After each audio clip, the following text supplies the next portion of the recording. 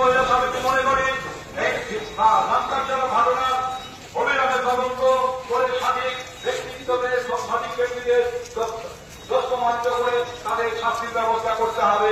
এই আহ্বান ভারতের গণতান্ত্রিক মহিলা সমিতি রাখছে। আজকে শুধু বারারহাট নয়, সারা পশ্চিমবঙ্গ তথা ভারতবর্ষের বিভিন্ন মেডিকেল কলেজে ডাক্তাররা আজকে ধর্মঘটে সামিল হয়েছে।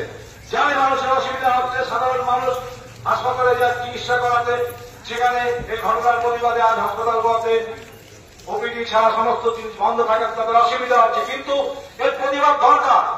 এমন একটা জায়গায় চলে যাচ্ছে জনপ্রিয় সরকার যে দিনের পর দিন মহিলাদের নিরাপত্তা বিঘ্নিত হচ্ছে। সরকার নিশ্চুপ একটা বিবৃতি দিয়েই তারা খালাস হয়ে যাচ্ছে। এটা আর বেশি দিন চলতে পারে না। এর প্রতিবাদে ভারতের গণতান্ত্রিক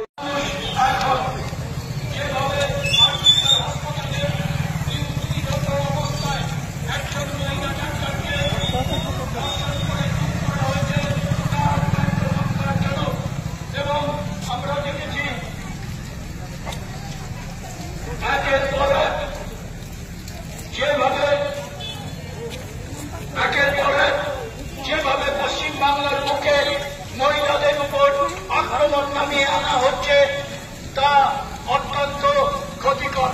অথচ প্রশাসন থেকে শুরু করে সমস্ত সরকারি ব্যবস্থা নিশ্চুপ থেকে এর বিরুদ্ধে কোন তারা মুখ খুলতে রাজি নয়।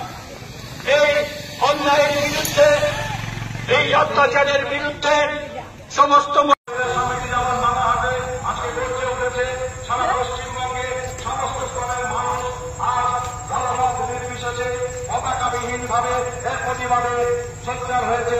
আমরাও তাদের সাথে সামিল হতে চাই। আমরা এরপর ধিক্কার জানাই এই ঘটনা এবং বর্তমান রাজ্য সরকারকে বাধ্য করতে চাই যে আপনারা সঠিক তদন্তের স্বার্থে সিবিআইকে সহযোগিতা করুন এবং সঠিক ঘটনার বহিঃপ্রকাশ সাধারণ মানুষের কাছে পৌঁছান এবং সারা পশ্চিমবঙ্গে তথা ভারতবর্ষের মহিলাদের যে নিরাপত্তার অভাব লক্ষ্য করা যাচ্ছে, সেই নিরাপত্তা সুনিশ্চিত করতে হবে। বন্ধুগণ, গত 9 তারিখ রাত্রে আরজি করে মহিলা ডাক্তারকে যেভাবে ধর্ষণ করে নৃশংস খুন করা হয়েছে, তার প্রতিবাদে বানারহাট গণতান্ত্রিক মহিলা সমিতির পক্ষ থেকে প্রতিবাদ র্যালি, সেই র্যালি আপনাদের সামনে তুলে ধরছি। এর বিরুদ্ধে প্রত্যেকে গর্জে উঠুন। আরজি করের ঘটনার পুনরাবৃত্তি যাতে না হয়, আমার বাড়ির ভাই বোনেরা যাতে সুরক্ষিত থাকে, আমার বাড়ির মা বোনেরা যাতে সুরক্ষিত থাকে, তার জন্য এই প্রতিবাদ।